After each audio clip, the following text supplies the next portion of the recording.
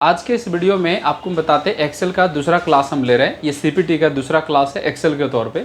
इस क्लास में हम आपको ये बताएंगे कि हम किसी रो या कॉलम के साइज़ को कैसे एडजस्ट करते हैं।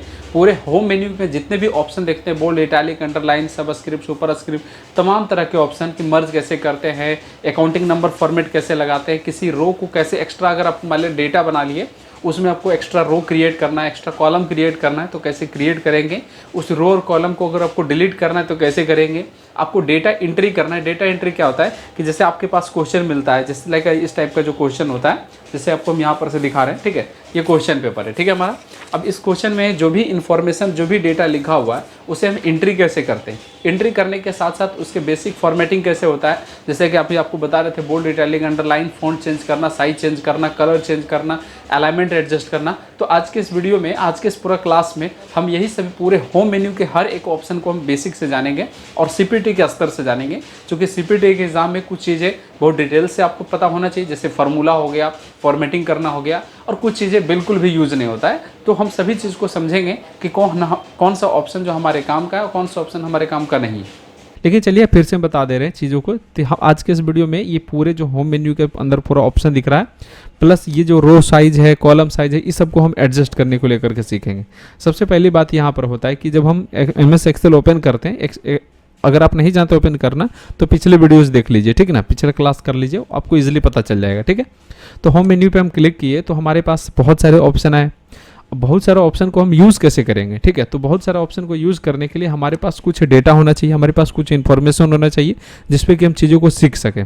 सबसे पहली बात आप जान लीजिए कि एक्सेल में जब भी डाटा को इंटर करना होता है तो ये ABCD में लिखा होता है, इसे कॉलम कहते हैं, ठीक है। तो जैसे अगर हम यहाँ पर लिख रहे हैं, नेम लिख रहे हैं, ठीक है। और एक बात और आप हमेशा याद रखिएगा, आज पहला क्लास के बजाय दूसरा क्लास है और आज के इस क्लास में हम आपको एंट्री को लेकर के बहुत कुछ डिटेल से बताएंगे। तो आज के क्लास में जो कुछ भी बताया जाएगा ये आपको याद रखिएगा कि आपको एंट्री करने के लिए आप या फिर आपके क्वेश्चन को बनाने के लिए कम समय में कैसे चीज़ें हो, इसके सभी ऑप्शन आज के ही क्लास में बताए जाएंगे, ठीक है। तो पहले यह बात याद रखिएगा यह कि जब आपको कोई क्वेश्चन मिले एक्सेल का, जैसे कि आपको स्क्रीन पे यहाँ पे दिख रहा है अभी, ठीक है, इस प्रकार के टोटल 15 क्वेश्चन है और 15 क्वेश्चन का भी क्लास रिकॉर्ड हो चुका है। बस अगले वीडियोस आपको अपलोड होने के बाद पूरे क्लासेस आपको मिल जाएंगे, ठीक है। तो ये जो पूरा आपको चीज़ें कंटेंट दिख रहा है, एक बात इसमें कॉमन देखिएगा कि हमें इतना का ही डाटा हमें टाइप करना होता है। जो आपको स्क्रीन पे दिख रहा है ना, ये वाला डाटा, ठीक है ना, यही डाटा हमें क्या करना होता है, टाइप करना होता है। और इस डाटा जो टाइप करना है, इसमें एक चीज़ देखिएगा, स्कूल नेम है तो इसका कॉलम का साइज क्या है ना, ज़्यादा है, ठीक है। उसका फिर मार्क्स इन टेस्ट है तो इसमें क्या है, कॉलम का साइज कम है बट मार्क्स इन एक साथ है और टेस्ट जो है मतलब नीचे है, उसी रो के अंदर उसमें नीचे लिखा हो। तो ये कैसे लिखेंगे, एक ही रो के अंदर 3 वर्ड ऊपर नीचे कैसे लिखेंगे, ठीक है। तो इन सभी चीज़ को, इसके कलर कैसे करेंगे, रीसाइज कैसे करेंगे, तो इस सभी चीज़ के बारे में आज के ही क्लास में हम समझने वाले हैं, ठीक है। इसीलिए इसको बेसिक समझिएगा। एक बात याद रखिएगा कि जो क्वेश्चन में जैसे लिखा हुआ वर्ड, यानी कि कोई कैपिटल है तो उसे कैपिटल लिखिए, जो स्मॉल है उसे स्मॉल लिखिए। अगर उसका पहला वर्ड, किसी वर्ड का पहला कैरेक्टर कैपिटल है तो उसका पहला कैरेक्टर कैपिटल ही लिखिए, क्योंकि MS वर्ड की तरह इसमें आपको चेंज करने का ऑप्शन नहीं होता है, यानी कि चेंज केस नाम का ऑप्शन नहीं होता है जो आप इजीली चेंज कर पाइएगा, ठीक ना। तो इसीलिए इस चीज़ को आप याद रखते हुए इस चीज़ को आप पहले शुरू से मेंटेन करके रखिएगा कि जो क्वेश्चन जिस प्रकार से दिया हुआ वैसे ही लिखना है। तो जैसे अभी हम समझाने के लिए सिर्फ हम यहाँ पे नेम लिखे, फिर यहाँ पर लिख देते हैं फिजिक्स, फिर यहाँ पर से हम लिख देते हैं केमिस्ट्री, ठीक है, सिर्फ समझाने के लिए लिख रहे हैं, ठीक है, बायो, फिर यहाँ पर से लिख देते हैं हिंदी, ठीक है। तो 2 2 4 फिजिक्स केमिस्ट्री, अच्छा एक मैथ्स भी कर देते हैं, चलिए ठीक है, मैथ्स भी कर दिए, ठीक है। उसके फिर हम आप कर देते हैं टोटल। तो एक बात गौर करिएगा कि जब हम नेम लिखे फिर टैब बटन प्रेस किए, कीबोर्ड में टैब प्रेस किए तो अगले कॉलम में चले गए। तो जब भी हमको A कॉलम से B कॉलम में जाना होगा तो हम कीबोर्ड का टैब बटन प्रेस करेंगे, देखिए नीचे राइट से की ओर गए और जैसे ही इंटर मारेंगे तो देखिएगा अपने आप यहाँ पे नीचे आ गया, ठीक है। लेकिन अगर हम मान लिया जाए कि यहाँ पर से हम अपना नाम लिखते हैं, जैसे हम अपना लिखे नाम राहुल, ठीक है, अब टैब ना प्रेस करके हमारे कीबोर्ड में 4 एरो बटन भी होता है तो हम एरो बटन का यूज़ किए, जैसे राइट एरो किए तो फिजिक्स में आए, अब मान लिया यहाँ पर दे दिए 32 नंबर, फिर राइट एरो प्रेस किए और यहाँ पे 44 नंबर, फिर यहाँ पर से दे दिए 35 नंबर, फिर यहाँ पर से दे दिए मान लिया 45 नंबर, फिर यहाँ पर से दे दिए जैसे कि 38 नंबर, ठीक है, इस प्रकार से दिए। अब इंटर मारेंगे तो देखिएगा यहाँ पर से एंट्री नहीं होगा, इसीलिए आप टैब बटन दबाइएगा और उसके बाद फिर इंटर मारिएगा, देखिएगा अपने आप नेक्स्ट एंट्री के पास आ जाएगा। क्योंकि आप एंट्री इस प्रकार से कर रहे हैं, ठीक है। तो यहाँ पर जैसे कंप्लीट होगा उसके बाद फिर आपका कर्सर यहाँ आ जाना चाहिए, ठीक है।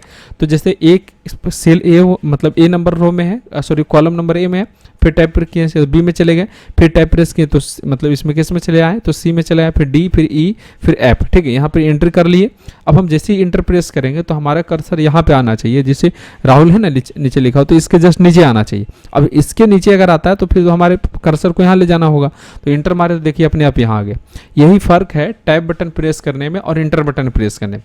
दूसरी बात यहाँ पर से ये जान लीजिए कि हमारा इसे एंट्री भी फास्ट होता है। अब अगर हम मान लीजिए कोई दूसरा नाम लिखते हैं, जैसे कि आप यहाँ पर से मान लीजिए लिख देते हैं रोहित, ठीक है, यहाँ पर से लिख दिए रोहित प्रकाश। ठीक है, तो अब यहाँ पर से एक चीज़ को गौर कीजिएगा कि जब हम यहाँ पर से बड़ा वर्ड लिखें तो ये जो रो है ना, इसको क्रॉस होकर के दूसरे सेल में आ गया। अब इसमें अगर एंट्री करते हैं, मान लीजिए जैसे इस प्रकार से एंट्री करते हैं तो इसका देखिएगा पूरा नाम का कुछ कैरेक्टर जो वो कट जा रहा है। ठीक है, अब ऐसा कट जा रहा है तो ये परफेक्ट तो आएगा नहीं। ठीक है, तो इसके लिए क्या कीजिए, पहले एंट्री कर लीजिए। ऊपर में ये जो ABCD लिखा हुआ होता है, इसमें प्रत्येक अल्फ़ाबेट के बाद एक छोटा सा पतला सा आपको लाइनिंग दिखेगा। आप अपने माउस के कर्सर को देखिए, अभी जो आप कर्सर देख रहे होंगे इसमें रेड वाला गोलाकार में दिख रहे होंगे प्लस वाला जो सिंबल है वो मोटा टाइप का है। तो जैसे ही अगर हम मान लिया जाए कि ये जो पूरा सेल होता है ना, इस सेल के कटा हुआ जिस पे आप क्लिक करके रखते हैं उस पर कटा हुआ रहता है यहाँ पर से नीचे डाउन में, तो जैसे ही आप कर्सर वहाँ पर ले जाते हैं, ठीक है ना, जैसे आप कर्सर उस जगह पर ले जाते हैं तो ये जो मोटा वाला प्लस है वो पतला हो जाता है। दूसरी बात है कि अगर ये जो ए है, बी है, सी है, इस तरह से, तो प्रत्येक अल्फ़ाबेट के बाद एक लाइनिंग आपको मिलता है जो आप यहाँ पर से जैसे कर्सर ले जाइएगा उस पर तो लेफ्ट और राइट का एरो बनेगा। अब उस पर क्लिक करके राइट की ओर खींच दीजिएगा इस तरह से, तो इसका रो का जो साइज़ है वो क्या हो गया, सॉरी कॉलम का जो साइज़ है वो बढ़ गया। ठीक है ना, उसी प्रकार किसी कॉलम के साइज़ के जैसा अगर रो के साइज़ भी बढ़ाना हो तो ये जो 1 2 3 लेफ्ट साइड में लिखा हुआ देख रहे हैं, तो 1 2 3 के बाद भी एक एक लाइनिंग होता है। उस पर कर्सर यहाँ पर इस तरह से ले जाकर के नीचे की ओर अगर आप खींचिएगा तो देखिएगा कि रो का हाइट क्या हो गया, इंक्रीज हो गया। ठीक है, तो इस प्रकार से आप इंक्रीज कर सकते हैं। दूसरी बात यहाँ पर से जान लीजिए कि जब भी आप ये जो लाइनिंग है इस पर डबल क्लिक कीजिएगा ना तो ऑटो एडजस्ट ले लेगा, यानी कि इस कॉलम में जो सबसे बड़ा नाम होगा उसके अकॉर्डिंग ये अपने आप एडजस्ट ले लेगा। अगर आपको यकीन नहीं हो रहा तो आप इस प्रकार से देखिए, जैसे कि हम यहाँ पर से लिख देते हैं, जैसे हम यहाँ पर लिखें आज जैसे है मंडे है, ठीक है, तो हम यहाँ पर से मंडे लिखें। अब मंडे लिख करके हम इसको क्या किए, यहाँ पर से जो आपको बताया ना कि यहाँ पर से जो प्लस का एक सिंबल होता है छोटा सा कटा हुआ, तो ऐसे मोटा वाला प्लस है, जैसे इस पर हम ले जाते हैं इसे ड्रैग कहा जाता है। ठीक है, तो जैसे हम ड्रैग करते हैं तो सबका देखिएगा अलग अलग आ गया। अब इसमें कॉमन बात देखिएगा कि इसमें सभी वर्ड तो एडजस्ट हो गए बट वेडनेसडे जो एडजस्ट नहीं हुआ। ठीक है, तो हम जैसे इस पर डबल क्लिक करेंगे देखिएगा वेडनेसडे जो सबसे बड़ा वर्ड है उसके अनुसार से ये अपने आप क्या हो गया, एडजस्ट हो गया। समझ में आया बात कि नहीं? ठीक है, दूसरी बात यह है कि जब भी हम एक्सेल में एंट्री करते हैं ना, तो जब भी हम नंबर में एंट्री करते हैं, जैसे हम यहाँ पर से लिख रहे थे 23 लिखें, फिर टाइप प्रेस करके यहाँ पर से 44 लिखे, फिर यहाँ पे 22 लिखे, फिर यहाँ पर से 56 लिखे, इस प्रकार से कुछ भी लिख रहे हैं तो देखिएगा ये जो सेल होता है ना, ये जो सेल आपको दिख रहा है ये सेल के राइट साइड में लिखा रहा है। और जब नंबर के बजाय आप अल्फ़ाबेट लिखते हैं, जैसे कि हम मान लीजिए द लिखते हैं, ठीक है, तो एक चीज़ देखिएगा कि ये लेफ्ट साइड लिखा रहा है। ठीक है, तो कहिए इसकी क्या ज़रूरत है? इसके इसलिए ज़रूरत है कि जब हम क्वेश्चन बनाएंगे, ठीक है, हम जब क्वेश्चन को सॉल्व करेंगे तो उसमें साफ तौर पे हमें यहाँ पर से लिखा हुआ मिलेगा। जैसे क्वेश्चन को आपको पढ़ करके सुनाते हैं, क्या लिखा हुआ है कि make the title of marks and a school content of row 5 and column A इसे सेंटर अलाइनमेंट में होना चाहिए। एंड यहाँ पर से क्या लिखा, एंड फिगर डाटा जो एंट्री किया हुआ उसे कैसा होना चाहिए, तो राइट अलाइनमेंट में होना चाहिए। ये मत सोचिए कि हम आपको एक ही एग्जांपल दिखा रहे हैं, ऐसे हम सैकड़ों एग्जांपल दिखा सकते हैं हर एक क्वेश्चन में। मतलब जितना क्वेश्चन होगा ना, करीब करीब हम सभी क्वेश्चन में एक एग्जांपल दिखा सकते हैं। इसमें जैसे लिखा हुआ है कि make the title of subject and a student content of row 5 and column A, यानी कि रो 5 के अंदर और कॉलम ए के अंदर जो भी कंटेंट लिखा हुआ है ये सभी सेंटर अलाइनमेंट में रहेगा। ठीक है, और जो बाकी के जितने भी डेटा एंट्री किए गए हैं वो सभी कैसे रहेंगे, तो राइट अलाइनमेंट में रहेंगे। ठीक है, तो ये सभी अलाइनमेंट क्या होता है उसको समझिए पहले बेसिक से। सबसे पहले हम होम मेन्यू में ये समझते हैं कि कट कॉपी पेस्ट क्या होता है। तो MS वर्ड में हम कट कॉपी पेस्ट के बारे में आपको हम बता दिए हैं कि किस प्रकार से होता है। जैसे हम चीज़ों को एक जगह से सेलेक्ट करते हैं, इस प्रकार से पहले सेलेक्ट किए और हम यहाँ से कॉपी करते हैं। कॉपी का मतलब होता है उस जगह से उठा लेना या फिर कह लीजिए उसका एक डुप्लीकेट बना लेना, और जिस जगह पर भी जाकर के आप पेस्ट करते हैं वो डेटा सेम डेटा दूसरे जगह पे चला जाता है। अगर हम कट किए हुए होते, मान लीजिए जैसे यहाँ पर डेटा लिखा हुआ है, ठीक है, तो हम यहाँ इसको सेलेक्ट कर लिए पहले, ठीक है, और सेलेक्ट करने के बाद अगर हम कॉपी के बजाय कट कर लिए होते तो कट करेंगे तो ये डेटा इस जगह से रिमूव हो जाएगा, और देन हम जहाँ पर भी जाकर के पेस्ट करेंगे, जैसे इस यहाँ पे पेस्ट किए तो यहाँ से रिमूव होकर के अगले जगह पर जाकर के पेस्ट हो जाएगा। ठीक है, यानी कि उस जगह पर चला जाए। तो इस तरह के चीज़ों को हम लोग कहते हैं कट पेस्ट कहते हैं। इसके क्या कहा जाता है, कट पेस्ट कहते हैं। ठीक है। अक्सर कई सारे क्वेश्चन में इसका यूज़ आपको देखने को मिलेगा, जिस जगह पर आप कट पेस्ट कर सकते हैं। जैसे कैसे, मतलब क्या चीज़ में, जैसे सिमिलर बहुत जगह चीज़ें हो सकता है कि सिमिलर लिखा हुआ है, ठीक है, तो हम उस जगह पर क्या करेंगे, कॉपी पेस्ट कर देंगे, ठीक है। और आपको हम एग्जांपल में दिखाए तो हम अपने क्वेश्चन नंबर शायद 12 जो है उसमें आप इजीली इस चीज़ को देख सकते हैं कि एकदम सिमिलर चीज़ें लिखा गया है, ठीक है ना। जैसे आप ये क्वेश्चन नंबर 12 में हम आ गए और आप यहाँ पर से देख सकते हैं किस प्रकार से चीज़ों को दिखाया गया। जैसे सबसे पहले आप ये देख लीजिए, ये हमारा क्वेश्चन है, ठीक है। तो इसमें क्या लिखा हुआ है आप अच्छे से देखिए, ये जो कंटेंट है लिखा हुआ है कि बॉयज़ SC ST माइनॉरिटी एक है, फिर वही सेम चीज़ें यहाँ भी लिखा हुआ है, फिर सेम चीज़ें यहाँ भी लिखा हुआ है। तो हम एक जगह टाइप कर लिए और उसके फिर सभी को क्या किए, कॉपी पेस्ट कर करके आगे कर दिए, ठीक है। वो आप प्रैक्टिकल वाला जो हम क्वेश्चन आपको बताएंगे, ठीक है, तो उसमें आप देख लीजिएगा, आपको ईजिली पता चल जाएगा, ठीक है। उसका जो है कि अभी आप ऐसा मत सोचिए कि उसका वीडियो लाने में लेट होगा, उसका वीडियो ऑलरेडी बन चुका है, ठीक है ना। तो आज रात तक वो भी सारा वीडियोस मतलब सब 10 बजे तक का सभी अपलोड हो जाएगा। तो जितना भी प्रैक्टिकल का एक एक कर करके सबको हम अपलोड कर देंगे, ठीक है। तो चलिए फिलहाल हम अपने एक्सेल के चलते हैं और इसमें बताते हैं। फिर हमारा ज़रूरी चीज़ें है यहाँ पर बोल्ड, इटैलिक, अंडरलाइन करना, ठीक है। इससे रिलेटेड इंस्ट्रक्शन होते हैं, ऐसे नहीं कि मतलब कोई भी इजीली आपको मतलब बोल्ड कर देना है, बिना इंस्ट्रक्शन पढ़े हुए नहीं करना है, ठीक है ना। तो इसमें यहाँ पे जैसे लिखा हुआ है टाइटल फॉन्ट साइज 14 रहेगा और बोल्ड रहेगा। तो जैसे बोल्ड बोला है तो हमारा जो टाइटल होगा उसका फॉन्ट साइज 14 कर देंगे और उसको बोल्ड भी कर देंगे। ऐसे और भी कई सारे जो क्वेश्चन रहेंगे जिसमें कि आपको इस प्रकार के इंस्ट्रक्शन आपको देखने को मिलेगा ही, ठीक है। जैसे ये क्वेश्चन नंबर 2 है, इसमें देखिए क्या लिखा है कि यहाँ पर लिखा है change font size of cell to 14 and font name to Arial. यानी कि जो कुछ भी लिखा हुआ है उसका फॉन्ट का नाम क्या रहेगा, एरियल, और उसका साइज कितना रहेगा, तो 14 रहेगा, ठीक है। फिर इसमें देखिए और भी चीज़ें लिखा है, जैसे लिखा है इसमें कि मर्ज द सेल ऑफ रो 4, यानी कि जो 4 नंबर सेल है उसको मर्ज कीजिए और उसका फॉन्ट साइज चेंज करके जो पहले 14 था उसको बदल करके 16 कीजिए और मेक इट बोल्ड, यानी कि उसको बोल्ड भी करना है और अंडरलाइन भी करना है। तो जब भी किसी चीज़ को बोल्ड करना होता है तो सिंपल यह है कि हम उसको पहले सेलेक्ट करते हैं कुछ इस प्रकार से, और बी वाला ऑप्शन जो दिख रहा है इस पर हम क्लिक कर देंगे तो बोल्ड हो जाएगा। अब देख सकते हैं कि सभी से डिफरेंट दिख रहे हैं, ठीक है। उसी बाद किसी को सिलेक्ट करके आई वाला पे क्लिक कर देंगे तो इटैलिक हो जाएगा, इसका मतलब होता है कर्सिव हो जाना। इस सेम चीज़ इसका शॉर्टकट की होता है कंट्रोल आई। फिर यू वाला पे क्लिक कर देंगे तो अंडरलाइन हो जाएगा। बहुत ऐसे चीज़ें होता है जिसमें अगर टाइटल वगैरह लिखना होता है ना तो उस समय हम क्या करते हैं, बोल्ड और अंडरलाइन ज़्यादातर यूज़ करते हैं, ठीक है। टाइटल लिखने के लिए हमें ये सेल को मर्ज करना होता है, जैसे आप ये जो छोटे छोटे बॉक्स देख रहे हैं ना, ये सभी बॉक्स को हमें मर्ज करना होता है, जिसके लिए हम पहले सेल को सेलेक्ट करते हैं कुछ इस प्रकार से। सेलेक्ट करने के बाद होम मेन्यू में आगे हम आपको भी बताएंगे, लेकिन यहाँ पर से मर्ज एंड सेंटर नाम का ऑप्शन होता है तो हमें इसी पर क्लिक करना होता है, ठीक है।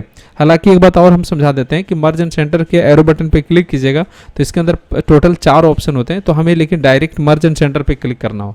जब हम मर्ज एंड सेंटर पे क्लिक करेंगे तो बीच के जितने भी डेटा है वो सभी क्या हो जाएंगे, यानी कि सेल कह लीजिए या जो डेटा है वो सभी गायब हो जाएंगे। इससे रिलेटेड क्वेश्चन भी कई बार पूछे जाते हैं, जैसे कि अगर मान लिया जाए कि पहले डेटा लिख दिए उसके बाद मर्ज करेंगे तो क्या होगा, तो मर्ज करेंगे तो क्या होगा, ये चीज़ समझाते हैं। जैसे लिखिए, मान लिया जैसे कि हम 3 नाम लिखते हैं, जैसे कि आप सपोज कीजिए कि हम मान लीजिए जैसे हम लिख देते हैं कि यहाँ पे हिंदी लिख देते हैं, ठीक है, यहाँ पे हिंदी लिखें, फिर यहाँ पे इंग्लिश लिखें, ठीक है, फिर यहाँ पर से हम मैथ्स लिखें, ये सभी चीज़ें लिखें और हम ये तीनों को सेलेक्ट करके जब हम मर्ज एंड सेंटर पे क्लिक करेंगे तो ये तीनों नाम डिलीट नहीं होगा, बल्कि जो लास्ट का 2 है ना वो डिलीट होगा, पहला छोड़ करके बाकी सब डिलीट हो जाएगा। तो मर्ज एंड सेंटर पे क्लिक किए और ये मर्ज किए तो देखिए मतलब पहला जो हिंदी था वो बच गया, पहला सेल वाला, और बाकी क्या हो गया, मर्ज हो गया, मतलब कि डिलीट हो गया। इसीलिए कोशिश कीजिए कि जब आप टाइटल बना रहे हैं, हेडिंग दे रहे हैं, तो सबसे पहले बिना कुछ कंटेंट लिखे हुए कंटेंट से पहले उसको सेलेक्ट करके मर्ज कर दिया कीजिए। जैसे सेलेक्ट किए और यहाँ से मर्ज एंड सेंटर पे जाके क्लिक कर दिए। अब हम जैसे यहाँ पर से लिख रहे हैं कि मान लीजिए जैसे वरण्यम, ठीक है, एजुकेशन, ठीक है, CPT क्लास, ठीक है, ऐसा कुछ दिए। अब हम इस पर क्लिक करके इसका फॉन्ट साइज बढ़ाना चाहेंगे तो इसका फॉन्ट साइज अभी देखिए दिख रहा है कितना, 11। इसके एरो बटन पे क्लिक कीजिएगा तो 8 से 72 तक फॉन्ट साइज बढ़ाने का ऑप्शन देता है आपको, ठीक है, समझ गए। इसे फॉर्मेटिंग लिस्ट कहते हैं।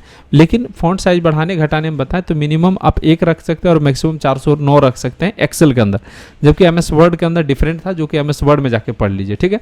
अब यहाँ पर से फॉन्ट साइज मान लिया 16 करना है तो हम इसको 16 कर दिए। फॉन्ट चेंज करना है तो यहाँ पर देखिए कैलेबरी दिख रहा है, इसके एरो बटन पे क्लिक कीजिए और आपको जो भी फॉन्ट है इसमें से सेलेक्ट करना, उस पर क्लिक कीजिए। लेकिन ध्यान रहे कि जब एग्जाम की बात रहेगा तो इसमें से ऐसे ऐसे चुनना नहीं है कि कर करके कि कौन सा हम करेंगे, ये अच्छा लग रहा है, ये अच्छा लग रहा है, ऐसा नहीं करना है। आपको जो भी क्वेश्चन में बोला जाएगा या फिर जो भी फॉन्ट साइज बोला गया वो डायरेक्ट आप टाइप कर दीजिए। जैसे हम यहाँ पर से मान लीजिए एरियल बोले तो ARIAL एरियल लिख करके एंटर प्रेस कर दीजिए। अगर कोई वर्धना बोला है तो उस पर क्लिक कीजिए, VERDANA लिख करके एंटर प्रेस कर दीजिए। अगर आपको एल्जेरियन बोला तो ALGERIAN लिख करके एंटर प्रेस कर दीजिए।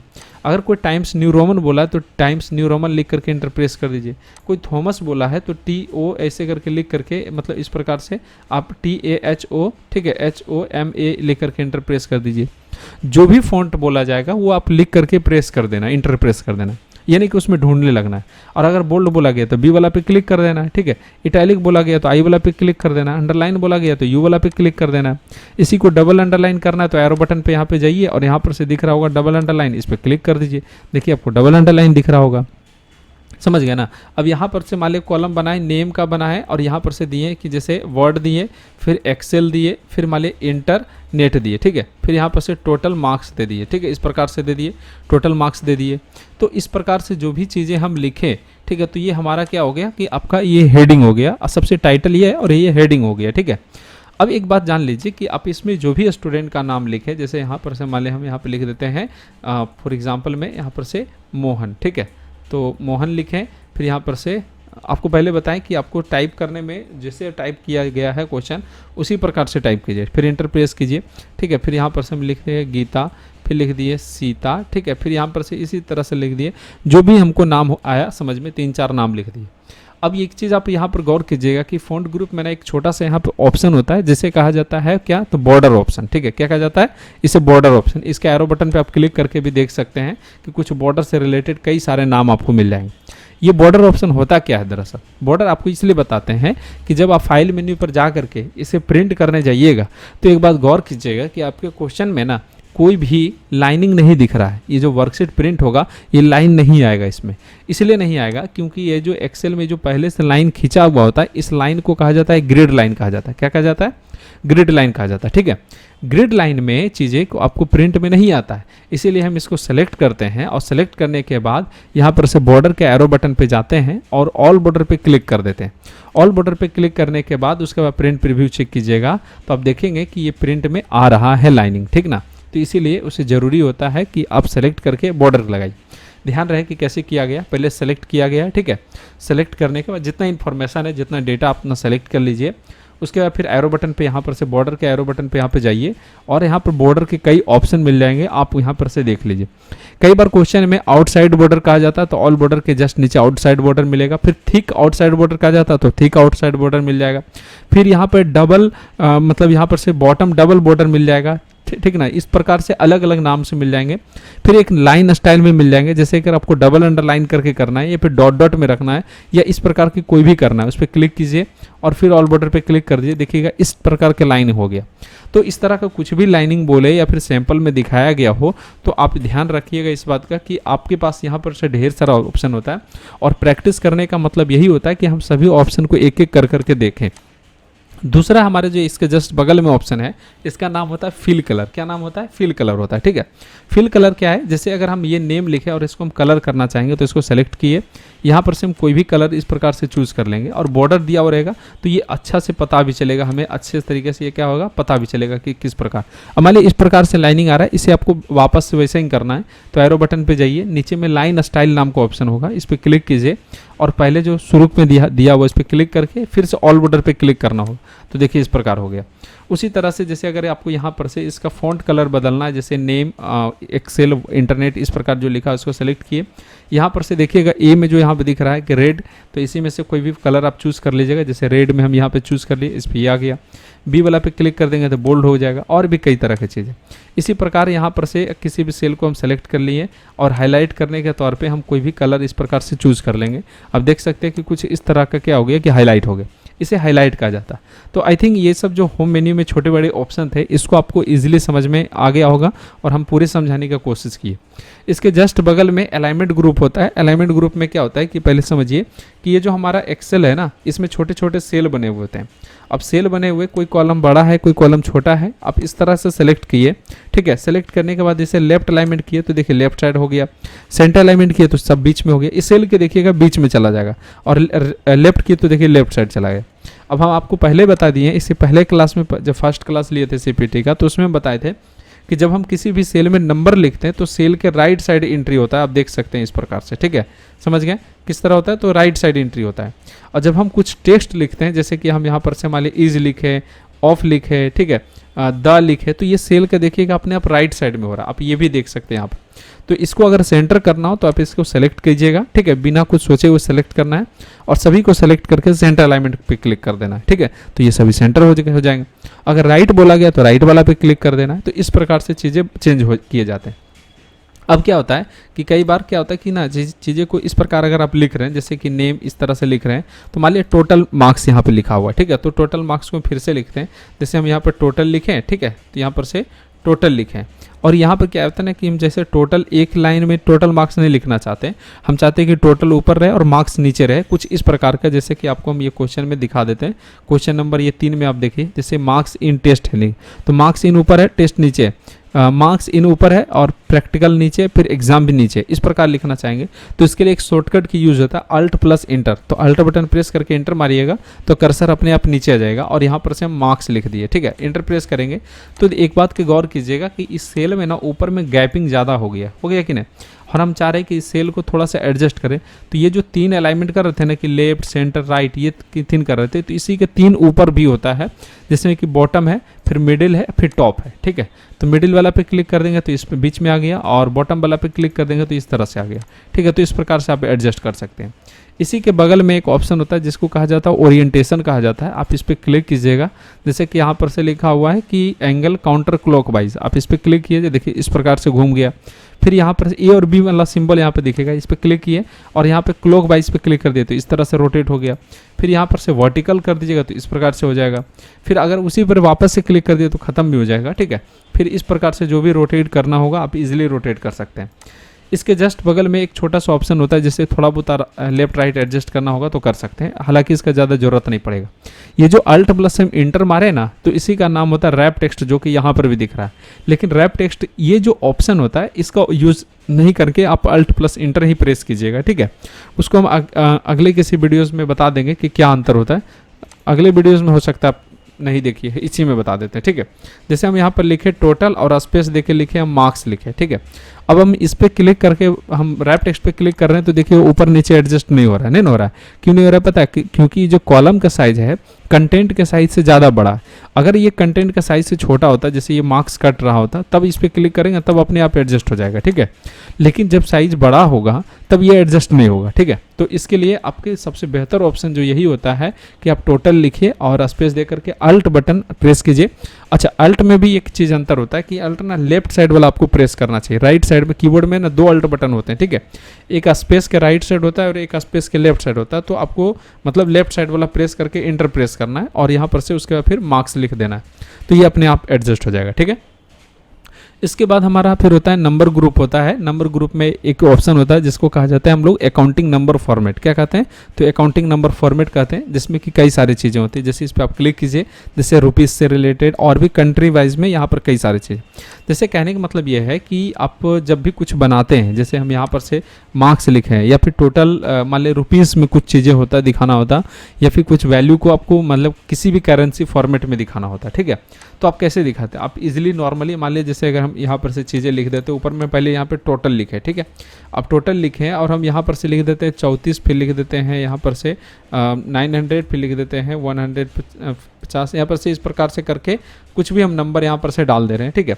कुछ कम नंबर, कुछ ज़्यादा नंबर, इस तरह से करके हम यहाँ पर से एंट्री कर पा रहे हैं। लेकिन एक बात बताइएगा कि कोई भी व्यक्ति ये बता सकता है क्या कि ये जो 34 है या फिर 900 है या 150 है या फिर जो भी है, ये मतलब क्या है, डॉलर में है, रुपीज़ में है, कैसे पता चलेगा?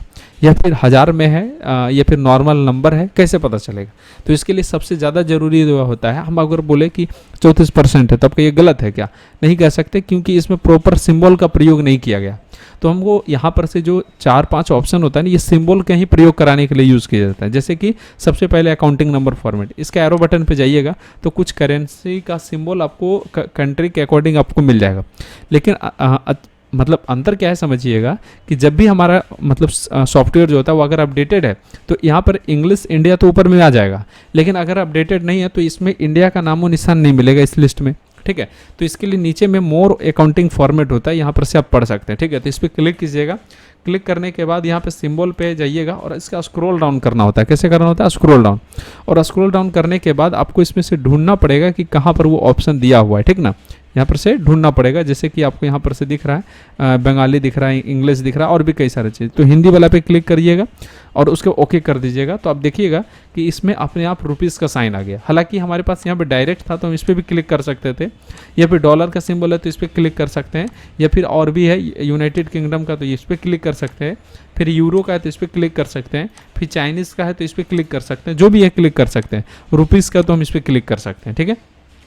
अब क्या देख रहे होंगे कि 34 के बाद पॉइंट है, उसके बाद फिर 00 है, फिर यहाँ पर 900 के बाद फिर पॉइंट है, फिर 00 है, फिर 150 के बाद पॉइंट है, फिर 00 है, यानी कि डेसिमल में है।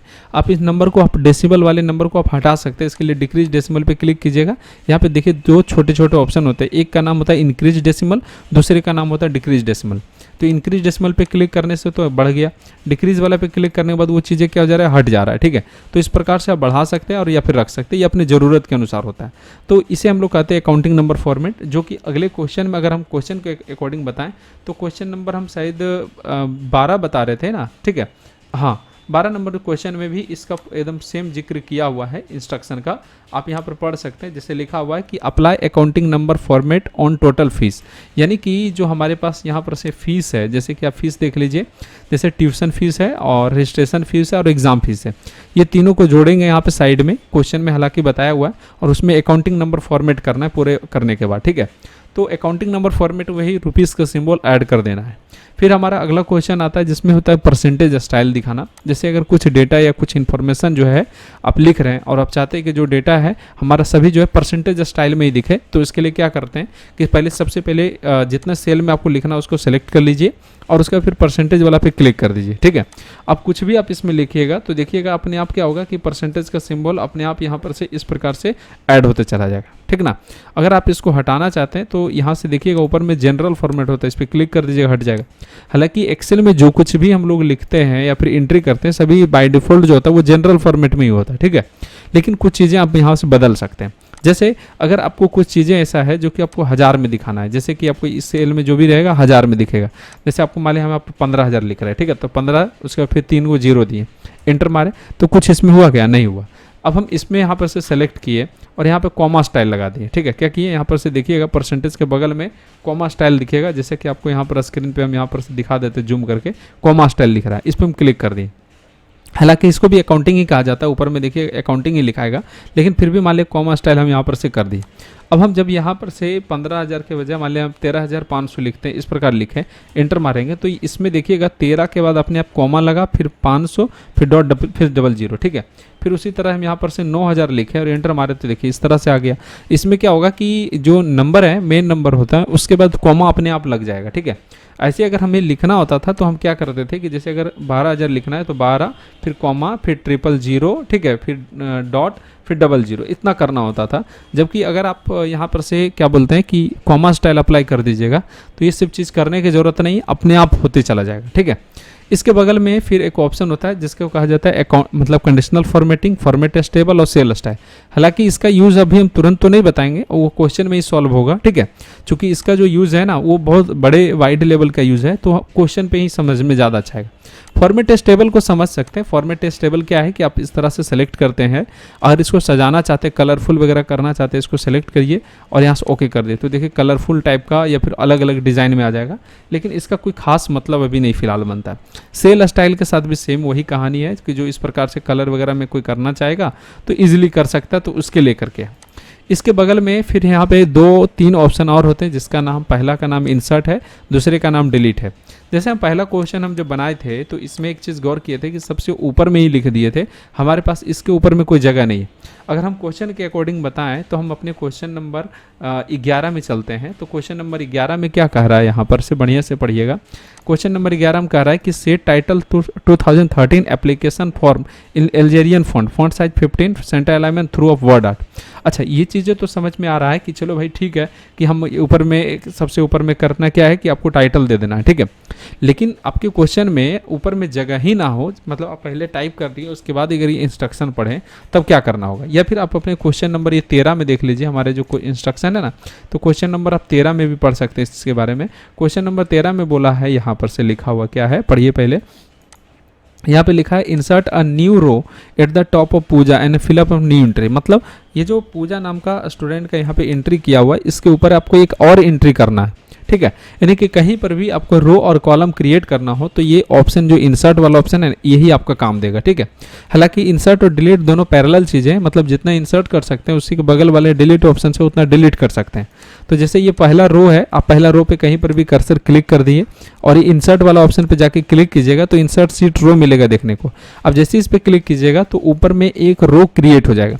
सेम चीज़ें इसका सिमिलर बताएं तो यह है कि ये जो 1 है ना लिखा हुआ, इस पर आप राइट क्लिक कीजिएगा और इसमें इंसर्ट मिलेगा लिखा हुआ, तो आप इंसर्ट पे क्लिक कीजिएगा तो अपने आप क्या हुआ, एक रो क्रिएट हो जाएगा। मतलब जहाँ पर भी आपको रो क्रिएट करना हो आप इजीली कर सकते हैं। उसी प्रकार जैसे अगर मान लीजिए जैसे यहाँ पे नेम लिखे फिजिक्स केमिस्ट्री बायो इस तरह से लिख रहे हैं, और सपोज कीजिए नेम के बाद हमको एज देना था और हम एज नहीं दे पाए, एज वाला कॉलम नहीं दे पाए, तो हम ऊपर में जो बी लिखा हुआ है इस पर क्लिक करेंगे। एक बात का अंतर समझ लीजिएगा कि जहाँ पर भी आप राइट क्लिक करके इंसर्ट करिएगा ना तो उससे पहले होगा, यानी कि जैसे ये बी नंबर कॉलम है तो इसमें हम राइट क्लिक करके इंसर्ट कर रहे हैं तो ये कॉलम नंबर, ये जो फिजिक्स है ना ये इधर आ जाएगा, सी में आ जाएगा, और उससे पहले बी नंबर वाला देखिए कॉलम यहाँ पे खाली हो गया, ठीक है। सेम चीज़ें यह है कि डिलीट भी कर सकते हैं, जैसे कि यहाँ पे डिलीट कॉलम है दिया हुआ तो डिलीट कर सकते हैं। सेम चीज़ ऐसा है कि आप इस पर राइट क्लिक करिए और डिलीट लिखा हो तो डिलीट पे क्लिक कर दीजिएगा, जैसे इंसर्ट पे हो गया, सॉरी डिलीट पे कर दिया तो डिलीट भी हो जाएगा इस प्रकार से, ठीक है। तो इस तरह से हम यहाँ पर इंसर्ट कर सकते हैं और डिलीट कर सकते हैं। फॉर्मेट में क्या है कि जैसे अगर आपको यहाँ पर रो हाइट था, कॉलम विड्थ था, जैसे आपको बताया था ना शुरू में कि नाम को इसका कॉलम बढ़ाना हो या फिर कॉलम को छोटा करना तो कैसे करेंगे। अगर उसी प्रकार एक साथ हमारे जैसे ए से लेकर के एफ तक यहाँ पर सेलेक्ट किए, फॉर्मेट पे यहाँ पे गए और यहाँ पर से देखिए कॉलम विड्थ दिया हुआ है, इस पर क्लिक किए, कॉलम विड्थ मान लिया यहाँ पे 20 लिख करके इंटर प्रेस कर देंगे तो सबका अपने आप देखिएगा 20 के विड्थ पे यहाँ पे सेट हो गया, ठीक है। तो इस तरह से हम चीज़ें एडजस्ट कर सकते हैं। आज के इस क्लास में बस इतना ही रहने देंगे, क्योंकि अगले क्लास में हम इससे आगे का चीज़ों के बारे में हम बताएंगे, ठीक है। तो अगला क्लास जरूर कर लीजिएगा, क्योंकि अगले क्लास में हम इंसर्ट के हेडर फुटर भी सॉल्व करेंगे, ठीक है। और हम चार्ट भी बनाने बताएंगे कि किस प्रकार चार्ट बनाया जाता है, ठीक है। उसके अलावा हम ये पेज लेआउट में जा करके मार्जिन को और साइज को, ये सभी चीज़ को सेट करने बताएंगे। तो अगला क्लास जरूर कर लीजिएगा, ठीक है। चलिए आज की क्लास में बस इतना ही, मिलेंगे नेक्स्ट क्लास में।